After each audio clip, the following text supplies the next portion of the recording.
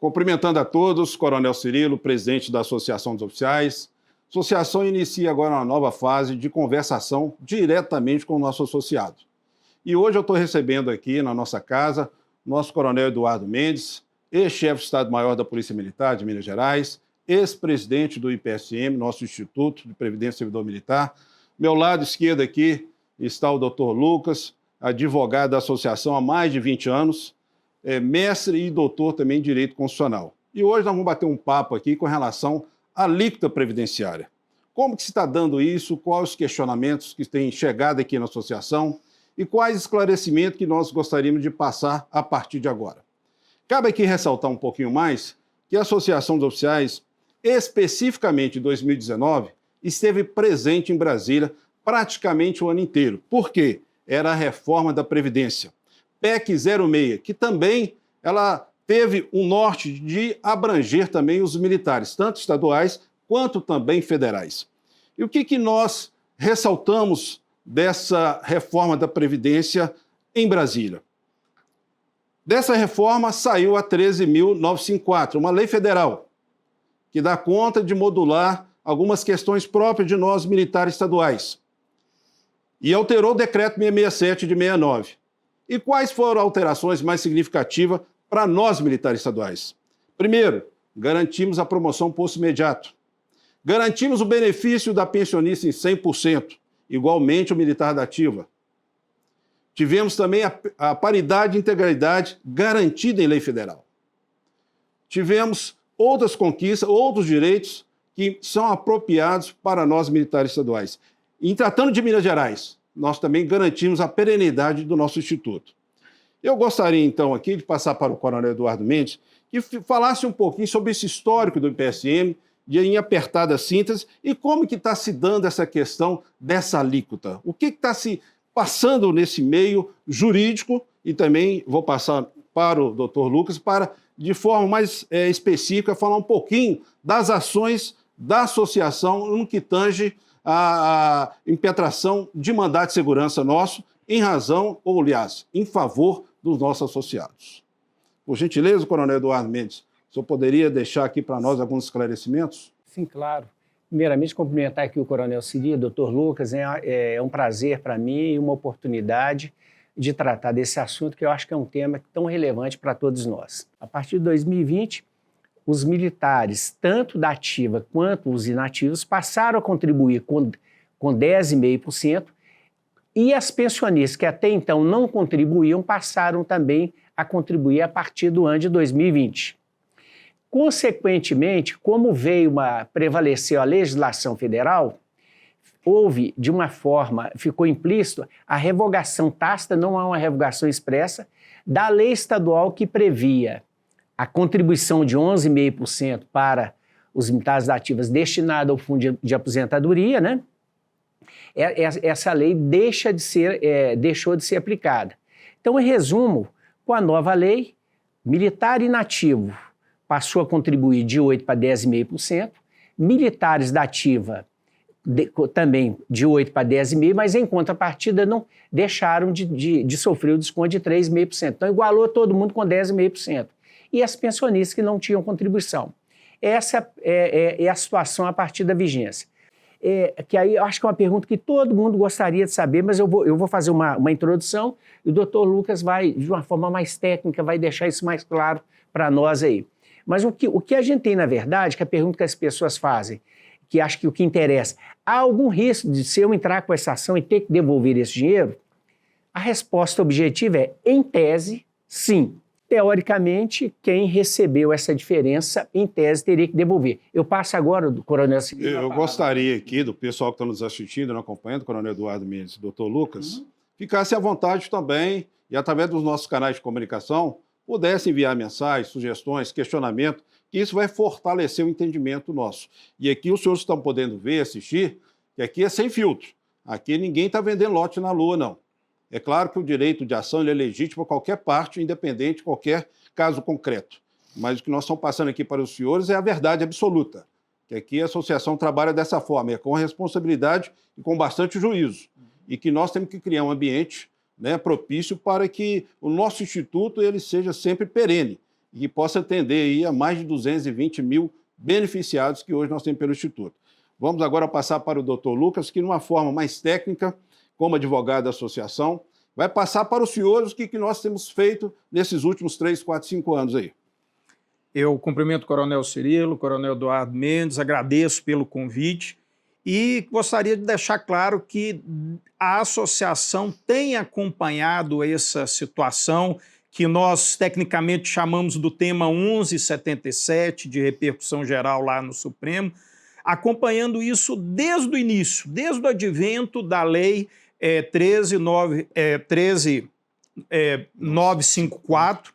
Eu, pessoalmente, estive com o Coronel Cirilo em Brasília, participando de um seminário da FENEM sobre isso, acompanhamos essa situação e, tão logo o Supremo estabeleceu essa tese que nós chamamos, que sintetiza o tema 1177, onde foi proibido o Estado de aplicar a alíquota de forma automática com base na norma federal, a associação aguardou o prazo da modulação estabelecido pelo Supremo, que seria até dezembro de 22, e aí, em fevereiro de 23, a associação impetrou o mandado de segurança coletivo, pleiteando a redução da contribuição previdenciária aos 8%.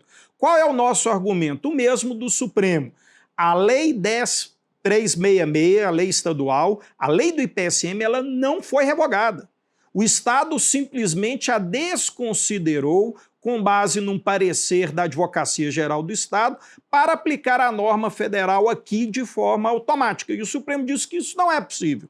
Então, o nosso objetivo é restaurar a eficácia da lei do IPSM. Sabemos que a lei do IPSM ela não sintetiza um sistema de proteção social que é aquele que todos almejamos, mas ela é a garantia que nós temos hoje, e é com ela que nós temos que tratar até que elas tenham as suas modificações a partir do devido processo legislativo lá no âmbito estadual.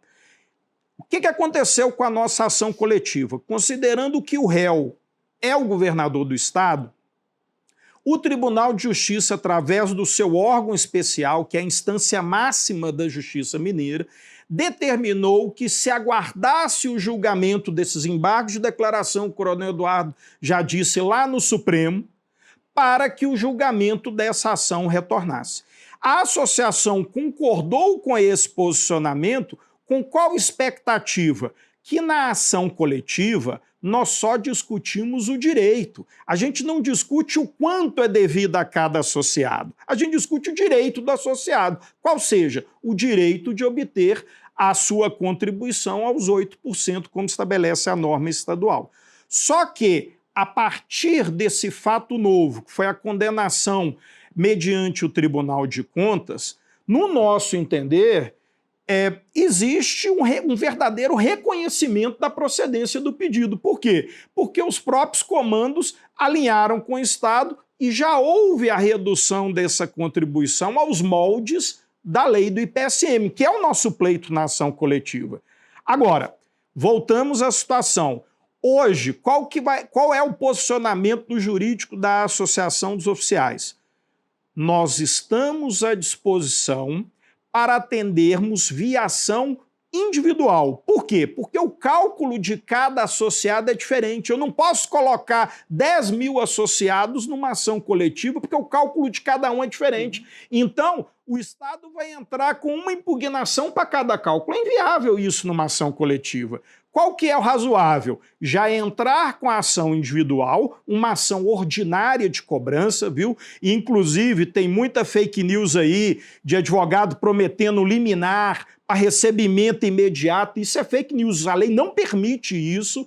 A ação declaratória 04 do Supremo é muito claro, não cabe liminar nesse tipo de demanda quando a natureza é cobrança ou restituição de valores. Ou seja, precisamos aguardar o julgamento dessa ação, mas quando sair esse julgamento, nós temos a certeza, como ação individual, o que sair vai sair o RPV, vai sair o precatório diretamente para o associado, diretamente para o pensionista de forma muito clara. Agora, voltamos à situação do risco. Por quê?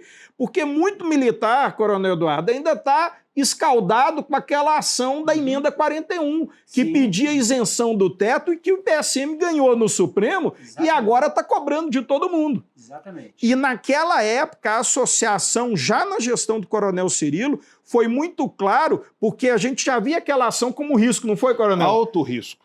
Altíssimo risco. E aí, o que a associação fez? A associação entrou apenas com 5 ações daquela de associados que exigiram e assinaram um termo de responsabilidade cientes do risco que estavam patrocinando. Vamos trazer isso para hoje. Aquela ação da emenda 41 é igual a essa? Não, aquela ação era um verdadeiro chute no escuro. Hoje, nós temos o Supremo que já fixou uma tese. E conforme a jurisprudência do Supremo, a tese ela é aplicada a partir da deliberação em plenário e não a partir do trânsito em julgado. Então, isso nós temos que considerar. Agora, existe essa DPF proposta pelo Estado e existe esse risco. Então, nós não podemos ser leviano de prometer que é uma ação ganha.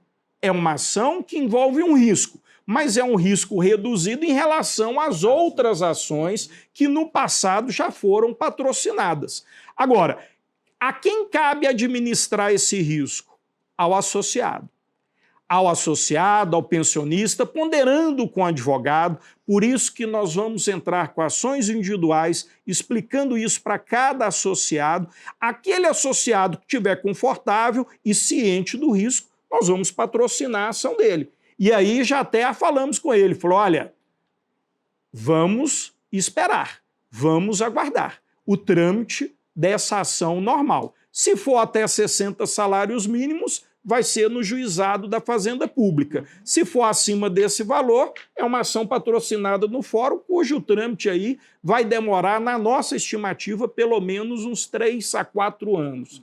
Então, não estamos falando de nada imediato, de recebimento imediato, até porque o Estado não paga de forma imediata. Ele vai pagar por RPV, ele vai pagar por precatório. Então, aproveitamos esse espaço, aproveitamos essa oportunidade até para trazer luz a algumas fake news que têm sido divulgadas em redes sociais, falando que é uma ação ganha, que é 100% de certeza, que o recebimento é por liminar, é imediato, porque não é. E advogado já recebendo antecipado.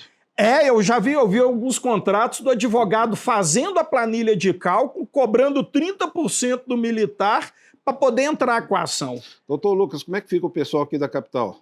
Pessoal da capital vai procurar aqui na associação diretamente essa ação específica. A diretoria deliberou que ficará aos meus cuidados e aos cuidados da doutora Luísa. Nós vamos fazer uma atuação conjunta desse processo. E aí, quais são os documentos necessários?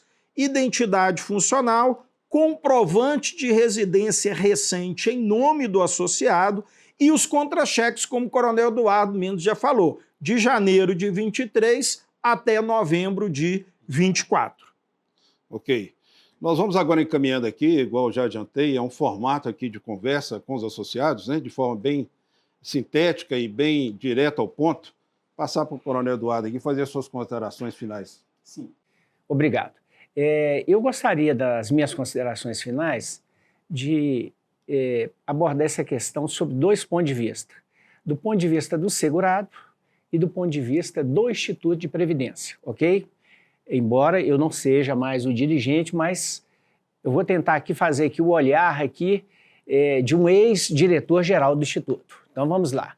Em relação ao segurado, eu acho que a gente precisa ser transparente aqui e realmente, se ele decidir por entrar com uma ação, é direito dele e trata-se de uma ação legítima, é um direito que não cabe à associação questionar. Isso já ficou muito claro aqui pelo nosso presidente e pelo doutor Lucas. Então, sobre o associado é isso, mas deixando claro que, ainda que menor, há um risco em função da DPF e em função dos embargos em relação a essa outra ação. Agora, em relação ao IPSM, porque eu queria trazer essa consideração, que a gente tem que ter uma preocupação em mente também. Eu lembro do nosso saudoso coronel Zéder, né, que dizia, né, que para defender o IPSM valeria até uma guerra, né, que ele deixou aqui um legado muito importante para nós. E até eu aproveito para fazer essa homenagem a ele. Mas veja bem, o que está acontecendo com o IPSM? Vamos ver a questão do ponto de vista do prejuízo do IPSM. O próprio Supremo Tribunal, ele faz uma abordagem interessante. Ele fala assim, quando ele modulou os efeitos, garantir a rigidez das contribuições. Então, para finalizar, fica aqui uma sugestão e, ao mesmo tempo, essa preocupação que eu gostaria de deixar exposto. Isso já teve, permita-me aqui o coronel Cirilo, no passado, em 2022, quando foi percebido, a associação, ela levou ao comando, né, coronel Cirilo, levou ao comando uma proposta no sentido de nós alterarmos, porque esse olhar é o olhar do ponto de vista do Instituto, tá? Que a gente deve defender a nossa previdência. Que nós fizéssemos uma alteração na lei pontual, apenas alterando o artigo 4º da 1036, prevendo contribuição previdenciária de 10,5% para pensionista e dos militares no geral. Inclusive, isso até do ponto de vista do moral de tropa é interessante, porque hoje os militares da ativa estão contribuindo com 11,5%. Então, até do ponto de vista do moral de tropa dos militares da ativa, isso não é bom. Não é bom, até para uma política de comando aqui. Isso não é bom. Só que, infelizmente, nós tivemos a resposta informal, isso não avançou no governo. Não por vontade do então comandante-geral da época e nem e também em razão da proposta do governo. Se tivesse feito isso, nós teríamos evitado essa insegurança, esse risco das ações que entra com a ação depois do militar, corre o risco de ter que devolver, nós evitamos e garantir uma tranquilidade para o IPSM. E com maior tempo, aí vamos discutir melhor, rever todo o sistema de proteção social. Teria um tempo sem o problema das ações judiciais. Então, eu acho que ainda assim, finalizando, viu, coronel Cirilo? Ainda assim, eu acho que se o governo, aí é uma sugestão, né? Se o governo, ele achasse interessante fazer uma alteração pontual na 10366, apenas alterando essa questão da alíquota, padronizando 10,5%, evita essa insatisfação, em tese, eu imagino essa insatisfação em relação aos militares da ativa, nós poderíamos pacificar, independente de quando é que vai sair essas decisões. E com isso eu encerro minhas palavras e agradeço a oportunidade. Muito obrigado, comandante. Passar para o doutor Luque aqui as suas considerações finais, depois eu farei a minha para a gente encerrar, né? Eu gostaria de agradecer ao convite que me foi feito, agradecer a mesa que foi composta aqui comigo também, Coronel Eduardo Mendes, Coronel Cirilo, e dizer ao associado, tenha muito cuidado nesses boatos de grupos de WhatsApp, esses grupos, né? Eu tenho visto muito advogado entrando em contato com o associado, ligando para a casa dele, falando, olha, você tem um dinheiro a receber, vem aqui no escritório, aí já vem com uma planilha que nem consultou o valor e já apresenta um número e desse número já tira um honorário, já começa a pagar e é óbvio que é necessário que o associado tenha essa prudência, tenha a ciência que é o feitio da associação, uma advocacia muito firme, mas muito transparente. Se tem risco, nós informamos ao associado. Fizemos isso em todas as ações coletivas, tantas que ganhamos quanto as que perdemos, coronel. Essa franqueza nós temos com o nosso associado e vamos continuar a ter. Então, se você entende que você quer pleitear, procure o nosso jurídico aqui. Na capital, como eu já disse, vai ficar aos cuidados meu e da doutora Luísa. No interior, basta você acessar o site da associação, olhar a relação dos advogados conveniados do interior e procurar o advogado conveniado na respectiva RPM. Mais uma vez, muito obrigado, coronel. Muito obrigado, coronel Eduardo Mendes. Agradecer a todos que nos acompanharam até esse momento. O tema ele não é fácil de se entender, mas à medida que você vai se aprofundando nos debates, a gente vai entendendo com mais facilidade.